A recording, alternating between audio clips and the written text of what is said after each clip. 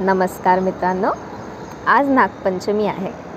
नागपंचमी हा सण संपूर्ण भारतात आणि नेपाळमध्ये खूप मोठ्या प्रमाणावर साजरा केला जातो.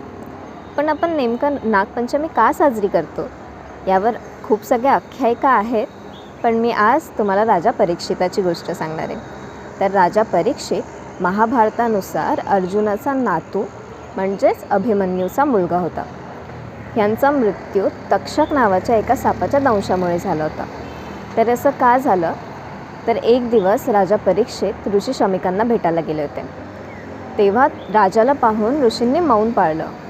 हे पाहून क्रोधित झालेला राजाने एक मेलेला साप ऋषींच्या गळ्यामध्ये टाकला.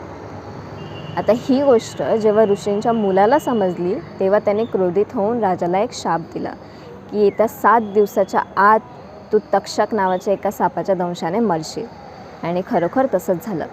आता ही गोष्ट पाहून जो राजाचा मुलगा होता तो सापांवरती खूप भडकला आणि त्यांनी एक सर्पयज्ञ करण्याचा निर्णय घेतला. त्यामध्ये भरपूर सापांचं त्याने बळी दिली. पण हे सगळं पाहून एका पॉईंटनंतर ऋषी अस्तिकांनी हे सापांची बळी देणं आणि तो यज्ञ थांबवला. आणि त्या दिवशीपासूनच आपण नागपंचमी साजरी करायला सुरुवात केली असं म्हटलं जातं. तशा नागपंचमीच्या तुम्हाला खूप खूप शुभेच्छा.